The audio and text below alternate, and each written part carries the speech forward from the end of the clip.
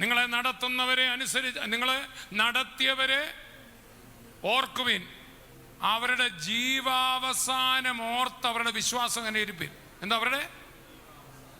നമ്മൾ ഈ ശുശ്രൂഷകരെ ഇപ്പോഴത്തെ ഷൈനിങ് അല്ല നോക്കണ്ടേ, ഇപ്പോഴത്തെ ഇത് ഒടുവ് വരെ കൊണ്ട് എത്തിക്കണം. ഞാനും നിങ്ങളും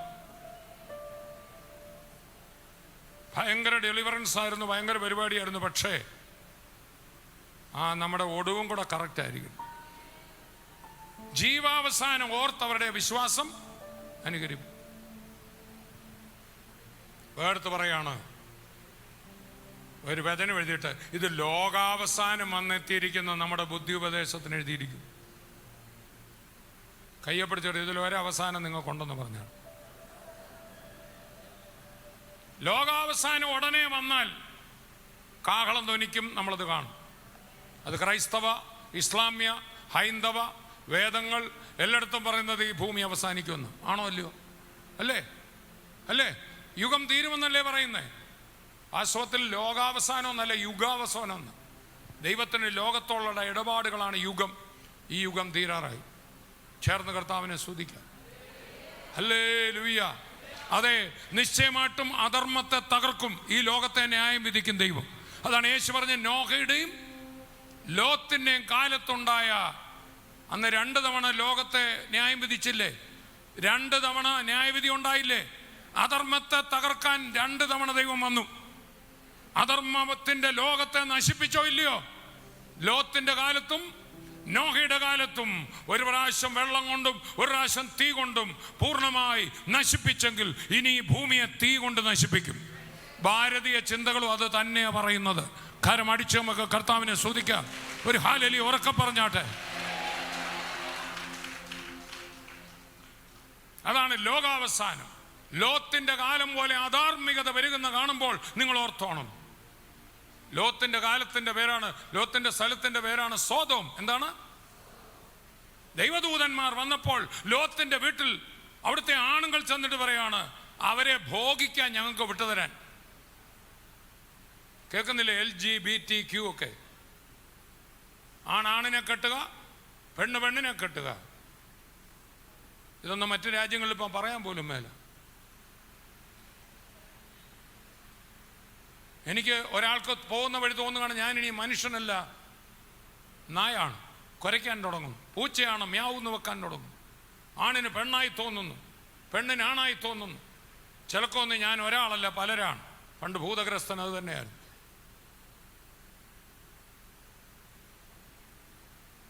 ആണിനെ കെട്ടാനും പെണ്ണിനെ കെട്ടാനും നിയമങ്ങൾ രാജ്യങ്ങൾ അംഗീകരിക്കുമ്പോൾ വചനം പറയാണ്, ആ കാലം വരുമ്പോൾ ഓർത്തോണം, ഞാൻ വരാറായി. കയ്യെപ്പിടിച്ച് പറ, അധർമ്മം പെരുകുമ്പോൾ ഭഗവാൻ വരുമെന്ന് പറ. സ്വോത്രം. അധർമ്മികളെ അവൻ തകർക്കും, നിത്യനരകത്തിൽ തള്ളും. എന്നാൽ യേശു മാത്രം വന്നപ്പോൾ അധർമ്മികൾക്കൊരു അവസരം കൊടുക്കാമെന്ന്. ഒരു പൊതുമാപ്പ്. നിനക്ക് തെറ്റുപറ്റിയെങ്കിലും പറ. കുരിശിൽ കിടന്ന കള്ളനും പറ, അയാളുടെ തെറ്റുവല്ലോ അയാൾ പരിഹരിച്ചോ? അയാൾ കട്ടതെല്ലാം തിരിച്ചു കൊടുക്കാൻ പറ്റിയില്ല. യേശുവേ ഒറ്റ വിളിയിൽ ഇന്ന് നീ എൻ്റെ കൂടെ പർദീസായിൽ ഇരിക്കും. ഇങ്ങനെ ഒരു മാർഗം യേശുവിൽ മാത്രമേ ഉള്ളൂ. തെറ്റുപറ്റിയവന് സ്വർഗത്തിൽ പോകാം. കരമടിച്ചു കിടന്ന് മാനസാന്തരപ്പെട്ടാൽ മതി. പറ്റിപ്പോയി യേശുവേ, എന്നോട് ക്ഷമിക്കണമേ. കുരിശിൽ കിടന്ന കള്ളനും വ്യഭിചാര കർമ്മത്തിൽ പിടിക്കപ്പെട്ട് കല്ലെറിയാൻ തുടങ്ങുന്ന ഒരു സ്ത്രീയെ അതിൽ നിന്ന് വിടുവിച്ച് പാപം മോചിച്ച് അവള് സ്വർഗപ്രാപ്തി കൊടുത്ത യേശു. വേറെ സ്ത്രീയെ കാണുകയാണ്, അവൾക്ക് 5 ഭർത്താക്കന്മാരുണ്ടായിരുന്നു. ഇപ്പം വേർത്തനുമായിട്ട് ലിവിങ് ടുഗദറാണ്. നമ്മുടെ കേരളത്തിൽ പോലും ഞാൻ ഈ ദിവസങ്ങളാണ് അറിയുന്നത്, കൊച്ചു ഹോസ്റ്റലുകളിലൊക്കെ താമസിക്കുന്ന പെൺകുട്ടികൾ, അവർക്ക് ചിന്ത ഇതാണ്. അതിനൊരു പ്രശ്നം കൂടെ. അമ്മമാരോർത്തോണം, പെൺകുട്ടികളുടെ അല്ലെങ്കിൽ സ്ത്രീകളുടെ പ്രധാന വിളി വീട് നോക്കലാണ്. വീടാണ് സാത്താൻ തകർത്തുകൊണ്ടിരിക്കുന്നത്. നിങ്ങൾ കെട്ടിച്ചു വിട്ടുന്ന വീട്ടിൽ പ്രശ്നങ്ങളായിരുന്നു, ഒരു ജോലി ഉണ്ടായിരുന്നത് നല്ലതായിരുന്നു എന്ന് നിങ്ങൾക്ക് തോന്നി. അതുകൊണ്ട് ഈ പെൺകുട്ടിയെ കൊച്ചിലെ മുതലേ ഓതിക്കൊടുത്തു, കൊച്ചേ നീ വല്ലവൻ്റെയും കീഴിൽ പോയി കിടന്ന് കഷ്ടപ്പെടേണ്ട കാര്യമൊന്നും ഇല്ല, നീ ഒരു ജോലി മേടിച്ചോണം. ഈ കൊച്ചുങ്ങൾ ഉണ്ടാകുന്നതുകൊണ്ട് എൻ്റെ ചെവിയിൽ ഓതിയത് കാനഡ എന്നാണ്. കാനഡ ഇപ്പോൾ ഒരു കുഴപ്പമില്ല. സ്ത്രീകളുടെ വിളി, you are A home maker. പുരുഷന്റെ വിളി, വീടിനെ നടത്തണം. പക്ഷെ ഇന്നത്തെ കാലത്ത് നിങ്ങൾ ജോലിയും കൂടെ ഒക്കെ ചെയ്യേണ്ടി വരും, ചെയ്തോ ഒരു കുഴപ്പമില്ല.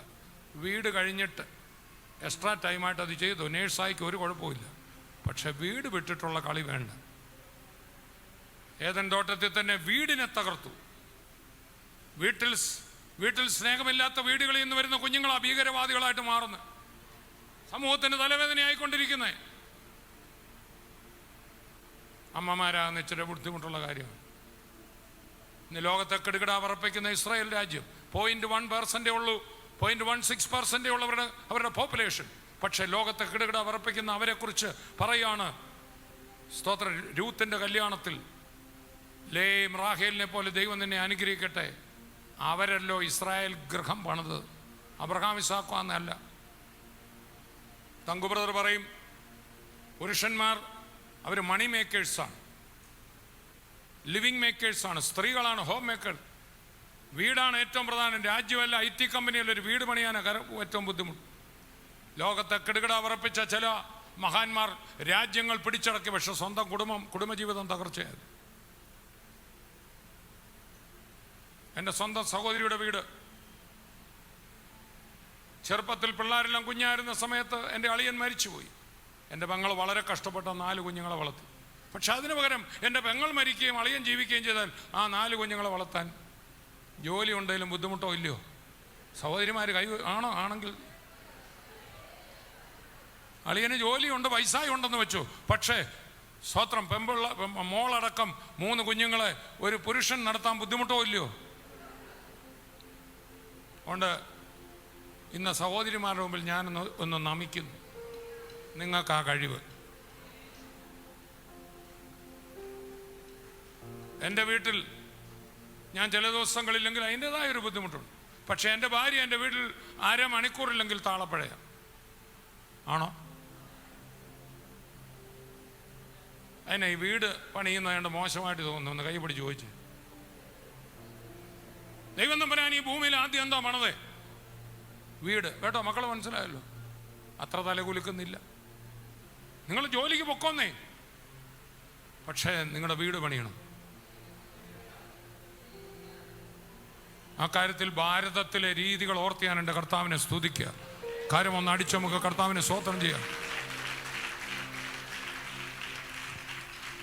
അതുകൊണ്ട് ലിവിങ് ടുഗദറിനൊന്നുമല്ല വചനം അനുശാസിക്കുന്നില്ല. ഒരാളെ കല്യാണം കഴിക്കുക. പെർഫെക്റ്റ് ആരെയും കിട്ടത്തില്ല, അങ്ങനെ ഒരാളില്ല. കർത്താവിനോട് പ്രാർത്ഥിച്ച് തിരഞ്ഞെടുക്കുക.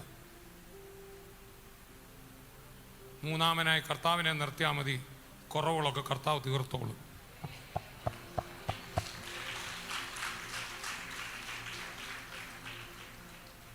കർത്താവ് നിങ്ങളെ അനുഗ്രഹിക്കട്ടെ. ഞാൻ പെട്ടെന്ന് അവസാനിപ്പിക്കാൻ പോവുക. ഉറക്കെ പറ, ജീവാവസാനം. 2, ലോകാവസാനം. യേശുവിനോട് ചോദിക്കുകയാണ്, കർത്താവേ, ലോകത്തിൻ്റെ അവസാനം എപ്പോൾ സംഭവിക്കും? ഈ ദേവാലയം നശിക്കും, ഈ ജനം ലോകം മുഴുവൻ ചെതറും, ഈ യഹൂദൻ മടങ്ങി വരുന്ന നിങ്ങൾ കാണും, യുദ്ധങ്ങൾ, യുദ്ധശ്രുതികൾ കേൾക്കും. സഖരിയ പ്രവചനത്തിൽ പറയാണ്, ഈ ജനം അന്ത്യകാലത്തെ യഹൂദനെ ഒരു ഭാരമുള്ള കല്ലാക്കി ഞാൻ വെക്കും. അവൻ്റെ ചുറ്റുമുള്ളവർക്ക് മുഴുവൻ ഭാരമുള്ള കല്ലായിരിക്കും. ആയോ ഇല്ലയോ? അവനെ ചുമക്കുന്നവരെല്ലാം കഠിനമായി മുറിവേക്കുന്നുണ്ടോ? പക്ഷേ യഹൂദനും കർത്താവില്ലാതെ അവന് സമാധാനം കിട്ടത്തില്ല. ചേർന്ന് കർത്താവിനെ സ്തുതിക്കും. ഞാൻ അവസാനിപ്പിക്കട്ടെ. ജയശങ്കർ സാർ പറയുകയാണ്, യേശു പറഞ്ഞു, സ്വത്രം കണ്ണിന് പകരം അല്ല ഒരു ജഗടത അടിക്കുന്നവന്. പക്ഷേ യഹൂദൻ വിശ്വസിച്ച പഴയ നിയമ പ്രമാണമാണ്. അതിൽ പറയുന്ന കണ്ണിന് പകരം കണ്ണ്, പല്ലിന് പകരം. നിന്റെ ശത്രുവിനോട് ആദരവ് തോന്നരുത്. നെതന്യാഹു അതാ കൈ പിടിച്ചിരിക്കുന്നു. അവർക്കും സമാധാനം കിട്ടത്തില്ല, ചുറ്റുമുള്ളവർക്ക് സമാധാനം. എന്നാൽ സമാധാന പ്രഭു ഇന്നിവിടെ വന്നിട്ടുണ്ട്. അവർ കൈവിട്ട് കളഞ്ഞ യേശുവിനെ ഇന്ന് എത്ര പേർക്ക് വേണം? ആദ്യം സമാധാനം കിട്ടും, ജീവാവസാനം കിട്ടും. എന്താണ്? സ്തോത്രം. സ്തഫാനോസിന്റെ ഭാഗം നിങ്ങൾ അപ്പോസ്തലപ്രവൃത്തി 7 പിന്നെ വായിച്ചാൽ മതി. സ്തഫാനോസിനെ ഈ യേശുവിനെ പറഞ്ഞതിന് നാട്ടുകാർ കല്ലെറിഞ്ഞ്, ആ ഭാഗം വായിച്ചിട്ട് എഴുന്നേറ്റ് വന്നോ, ഞാൻ വായിക്കാം. എല്ലാവരും എഴുന്നേറ്റ്. അപ്പോസ്തലപ്രവൃത്തി 7. സ്തഫാനോസിൻ്റെ പ്രസംഗം കേട്ടപ്പോൾ അവർക്ക് അരിശം വന്നു. അവരുടെ രക്ഷയ്ക്കുള്ളതാണ് പറഞ്ഞത്. എന്തോ പറഞ്ഞു? അവരുടെ ഈ യേശു നിങ്ങളുടെ രക്ഷയ്ക്കാണ്, നിങ്ങൾ ക്രൂശിച്ചെങ്കിലും യേശു നിങ്ങളെ സ്നേഹിക്കുന്നു എന്ന് പറഞ്ഞപ്പോൾ, ഇത് കേട്ടപ്പോൾ 54 മുതൽ ഇത് കേട്ടപ്പോൾ അവർ കോപപരവശരായി അവൻ്റെ നേരെ പല്ല് കടിച്ചു. രക്ഷയുടെ വചനം കൊണ്ട് വന്നവൻ്റെ നേരെ എന്ത് ചെയ്തു? പല്ല് കടിച്ചു. അവനോ പരിശുദ്ധാത്മാവ് നിറഞ്ഞവനായി സ്വർഗത്തിലേക്ക് ഉറ്റുനോക്കി. അടുത്തിരിക്കുന്ന പറഞ്ഞു, വല്ലവരും പല്ല് കടിക്കും, അത് നോക്കി അതിൻ്റെ ഒച്ചയും കേട്ടിരിക്കുക, മുകളിലോട്ട് നോക്കാം.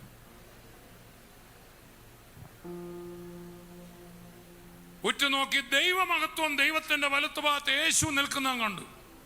നമ്മുടെ നേരെ ആക്രോശിക്കുന്ന മുഖങ്ങളല്ല നമ്മൾ കാണുന്നത്, പല്ലുകടികളല്ല നമ്മൾ കേൾക്കണ്ടേ. നിനക്ക് നോക്കാൻ മുകളിൽ ഒരാളുണ്ട്. കയ്യെ പിടിച്ച് പറ, കുഞ്ഞാ നിനക്ക് ഈ ഭൂമിയിൽ ആരുമില്ലെന്ന് പറഞ്ഞു. തോന്നുകയെന്ന് പറ. തോന്നുകയാണത് വെറും തോന്നലാണ്, ആരുമില്ല. ചേർന്ന് കർത്താവിനെ സ്തുതിക്കാം. പക്ഷെ ഒരുവനുണ്ട്, അല്ല ഉണ്ടാകണം. ഇന്നാ ഒരുവന് കൈ കൊടുത്താൽ നിന്നെ വിടത്തില്ല. ഇവിടെ വെച്ച യേശുവിന് നീ ജീവിതം 10 പേരുടെ മുമ്പ് വെച്ച് ഞാനിനി യേശുവിന് വേണ്ടി ജീവിക്കുക എന്ന് കൈ ഉയർത്തി പറഞ്ഞാൽ, എല്ലാവരും കൈവിടുമ്പോൾ 2 കൈയും നീട്ടി നിന്നെ സ്വീകരിക്കാൻ അവൻ വരും. വിശ്വസിക്കുന്ന മക്കൾ കരമടിച്ച് കർത്താവിനെ സ്തുതിക്കാം. ഇത് കേട്ടപ്പോൾ അവർ കോപപരവശരായി അവൻ്റെ നേരെ പല്ലുകടിച്ചു. അവനോ പരിശുദ്ധാത്മാവ് നിറഞ്ഞവനായി സ്വർഗത്തിലേക്ക് ഉറ്റുനോക്കി ദൈവമഹത്വം ദൈവത്തിൻ്റെ വലത്ത് ഭാഗത്ത് യേശു നിൽക്കുന്നതും കണ്ടു. ഇവരുടെ ആക്രോശം നോക്കുന്ന അവസാനിപ്പിച്ചു. യേശുവിന് ഹൃദയം കൊടുത്തവർ എങ്ങോട്ട് നോക്കണം? അടുത്ത വാക്യം ഉടനെ അദ്ദേഹം പറയാം, ഇതാ സ്വർഗം തുറന്നിരിക്കുന്നതും മനുഷ്യപുത്രൻ ദൈവത്തിൻ്റെ വലത്ത് ഭാഗത്ത് നിൽക്കുന്നത് ഞാൻ കാണുന്നു എന്ന് പറഞ്ഞു. കയ്യെ പിടിച്ച് പറ, നിങ്ങളുടെ പല്ലുകടി ഞാൻ കാണുന്നില്ല. നിങ്ങൾ എൻ്റെ നേരെ പല്ല് കടിക്കുമ്പോൾ, നിങ്ങൾ എന്നെ ഉപദ്രവിക്കുമ്പോൾ, യേശുവുള്ള ഞാൻ, എനിക്ക് നിങ്ങളോട് വൈരാഗ്യം ഇല്ല. അവൻ്റെ ഇതാ സ്വർഗം തുറന്നിരിക്കുന്നു, മനുഷ്യപുത്രൻ ദൈവത്തിൻ്റെ വലത്ത് ഭാഗത്ത് നിൽക്കുന്നതും യേശു നിൽക്കുന്നതും ഞാൻ കാണുന്നു എന്ന് പറഞ്ഞു. അവർ ഉറക്ക നിലവിളിച്ചു, ചെവി പൊത്തി. യേശുവിനെ കാണുന്നെന്ന് പറഞ്ഞപ്പോൾ അവരെന്ത് ചെയ്തു? ചെവി പൊത്തിക്കൊണ്ട് ഒന്നിച്ച് അവൻ്റെ നേരെ പാഞ്ഞു ചെന്നു. അവനെ നഗരത്തിൽ നിന്ന് തള്ളി പുറത്താക്കി കല്ലെറിഞ്ഞു. സാക്ഷികൾ തങ്ങളുടെ വസ്ത്രം ശൗൽ എന്ന പേരുള്ള ഒരു ബാല്യക്കാരൻ്റെ കാൽക്കൽ വെച്ചു. ആ പുള്ളിയെ പിന്നെ മാനസാന്തരപ്പെട്ട് പൗലൂസായ. കർത്താവായ യേശുവേ, എൻ്റെ ആത്മാവിനെ കൈക്കൊള്ളണമേ. കയ്യെ പിടിച്ച് പറ, ഞാൻ ചുമ്മാ വിളിക്കുക, ഞങ്ങളാരും വരികയെന്ന് പറഞ്ഞ. കയ്യെ പിടിച്ച് പറ, എന്നെ എത്ര അലച്ച് വിളിച്ചാലും ചിലപ്പോൾ ഞാൻ വരികയെന്ന് പറഞ്ഞാട്ടെ. പക്ഷെ ഇവിടെ വെച്ച് ഒറ്റ വിളി നീ അവനെ വിളിച്ച, ആരെല്ലാം കൈവിട്ടാലും കല്ലെറിഞ്ഞാലും അവൻ നിനക്ക് വേണ്ടി ഇറങ്ങി വരും. നിന്റെ ജീവിതം അവസാനിക്കുമ്പോഴും ലോകാവസാനത്തിൽ കാഹളനാദത്തോടെ യേശു വരുമ്പോഴും ഹല്ലേലൂയ, നിന്നെ അവൻ കൊണ്ടുപോകും. വിശ്വസിക്കുന്ന മക്കൾ കരമടിച്ച് കർത്താവിനെ സ്തുതിക്കും. കർത്താവായ യേശുവേ ഒന്ന് വിളിച്ചേ, യേശുവേ, യേശുവേ. ഒരാൾക്ക് മോക്ഷം കിട്ടാൻ, സ്വർഗത്തിൽ പോകാൻ എന്ത് ചെയ്യണം? ഹെവൻലി ഫീസ്റ്റിൽ ചേരണോ? ക്രിസ്തു മതത്തിൽ ചേരണോ? മതം മാറണോ? കർത്താവിന്റെ നാമം വിളിച്ചപേക്ഷിക്കുന്ന ഏവനും മോക്ഷം കിട്ടും. യേശുവേ,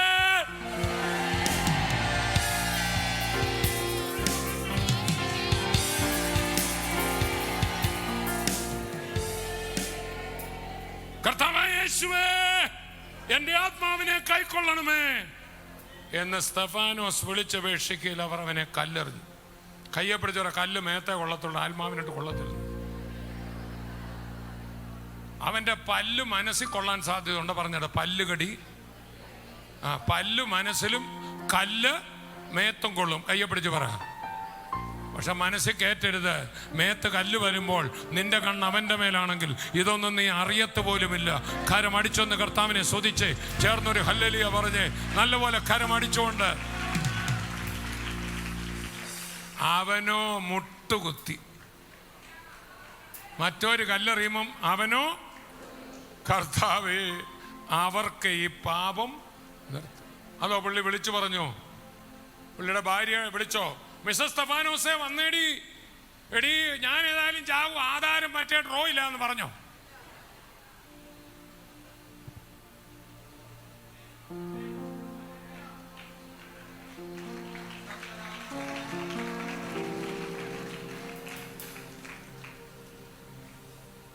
യേശു പറഞ്ഞു, മനുഷ്യരുടെ മുമ്പിൽ എന്നെ ഏറ്റു പറയുന്നവനെ ആ നാളിൽ ഞാനും നിനക്ക് വേണ്ടി വരും. ഞാൻ യേശുവിൻ്റെ മകനാന്ന് പറയാൻ എങ്ങും ലജ്ജിക്കരുത് കേട്ടോ. യേശുവേ എന്നൊന്ന് വിളിച്ചേ. അവനോ മുട്ടുകുത്തി. അവനെ കല്ലെറിഞ്ഞവരോട് വല്ല വൈരാഗ്യമുണ്ടോ? ഇതാ യേശു. ഇത് ഈ യുദ്ധക്കാരെല്ലാം അറിയട്ടെ. ഈ യേശുവിനെ യഹൂദന് കിട്ടട്ടെ, ചുറ്റുപാടുള്ള ജനതകൾക്ക് കിട്ടട്ടെ. ഈ യേശുവിനെ യഹൂദന് കിട്ടട്ടെ, ക്രിസ്ത്യാനിക്ക് കിട്ടട്ടെ, മുസ്ലിമിന് കിട്ടട്ടെ, ഹിന്ദുവിന് കിട്ടട്ടെ, പാഴ്സിക്ക് കിട്ടട്ടെ. ഈ യേശു വന്നാൽ സ്വത്രം അവന്റെ തലേ വീഴാനുള്ള ബോംബ് നീ ഉണ്ടാക്കത്തില്ല. അതുകൊണ്ട് യേശുവിന്റെ ഭരണകാലം ഇനി യേശു 1000 ആണ്ട് ഇവിടെ ഭരിക്കും. ABC ചാനൽ തന്നെ ഒരു ഹൈന്ദവ സ്നേഹിതൻ പറയാണ്, ഞാനൊരു ഹിന്ദുവാണ്, പക്ഷേ ഈ ദിവസങ്ങളാണ് എനിക്ക് മനസ്സിലായത് ബൈബിള് പോലെയാ കാര്യങ്ങൾ നടക്കും. ഇനി ക്രിസ്തു 1000 ആണ്ട് വസിക്കും. ABC channel. എന്നിട്ട് അദ്ദേഹം പറയാണ്, ഇനി എന്നെ നിങ്ങൾ സുവിശേഷ പ്രസംഗം എന്ന് വിളിച്ചാലും എനിക്കൊരു ചുക്കുമില്ല. ഈ ബൈബിൾ പറയുന്നത് ശരിയാണ്. അതുകൊണ്ട് ഇപ്പോൾ അടുത്തിരിക്കുന്നവളെ ആരുടെ സ്തോത്രം, ഹല്ലേലൂയ, തള്ളവരിലൊന്ന് പിടിച്ചു നോക്കിക്കേ. മൊബൈലിൽ തേച്ച് കണ്ടമാനം തേഞ്ഞു പോയല്ലോ സഹോദര, ഒന്ന് പറഞ്ഞാട്ടെ. മൊബൈലിൽ ഇങ്ങനെ തേച്ച് കണ്ടമാനം തേയാതെ, ഹല്ലേലൂയ, തേപ്പ് കുറച്ചിട്ട് സ്തോത്രം എല്ലാ മതസ്ഥരും ഇപ്പം ഇത് വായിക്കുക. ഈ വിരൽ ഉപയോഗിക്കുക. പറ, ഈ വിരൽ അങ്ങനെ അധികം ഉപയോഗിക്കേണ്ട പറഞ്ഞാട്ടെ. ഇവിടെ ഇത് ഉപയോഗിച്ചാൽ യുദ്ധങ്ങളും യുദ്ധശ്രുതികളുമാ. ഈ വിരൽ ഇങ്ങനെ ഉപയോഗിച്ചേ. ആ ബൈബിളൊന്ന് എടുത്തേ. എല്ലാവരും ബൈബിൾ വായിക്കാൻ തുടങ്ങിയിരിക്കുന്നു. ജയശങ്കർ സാർ ബൈബിൾ വായിക്കാൻ തുടങ്ങിയിരിക്കുന്നു. ഹൈന്ദവ സ്നേഹിതർ ബൈബിൾ വായിക്കാൻ തുടങ്ങിയിരിക്കുന്നു. ആ ബൈബിളൊന്ന് ഉയർത്തിപ്പിടിച്ച് കോളേജിൽ ഒരെണ്ണം കൊണ്ടുപോക്കോന്നേ. ഞാൻ ഇതിനെക്കുറിച്ച് ഒരു ട്രാക്ട് എഴുതാൻ പോവാ, പരസ്യങ്ങൾ നടത്താൻ പോവാ. ഇന്നൊരു പരസ്യം ഇവിടെ നടത്തിയാൽ കൊള്ളാമെന്ന് എനിക്കുണ്ട്. ഒന്ന് ഉയർത്തിപ്പിടിച്ച് എല്ലാവരും ബൈബിൾ വായിക്കണം. ഇതിനകത്താണ് ലോകത്തിന്റെ സംഭവങ്ങൾ എഴുതി വെച്ചിരിക്കുന്നത്. ലോകത്തിൽ എന്ത് സംഭവിക്കുന്നതിനകത്ത് എഴുതിയിട്ടുണ്ട്. അഭിമാനത്തോടെ നിങ്ങളുടെ ബാഗിനകത്തൊരു പുതിയ നിയമം ഇട്ടുകൊണ്ട് സ്കൂളിൽ പോകണം. എൻ്റെ ജീവിത പങ്കാളി കോളേജിൽ പഠിക്കുമ്പോഴും ഒരു പുതിയ നിയമം ബാഗിനകത്ത് ഇട്ടുകൊണ്ട് പോകാനും. കരമൊന്ന് അടിച്ച് വായി തുറന്ന് കർത്താവിനെ സ്തുതിക്കാം. കർത്താവേ, ഇവരോട് ക്ഷമിക്കണമേ, ഇവർക്ക് ഈ പാപം നിർത്തരുത് എന്ന് ഉച്ചത്തിൽ വിളിച്ചു. ഇത് പറഞ്ഞിട്ട് അവൻ നിദ്ര പ്രാപിച്ചു. യേശു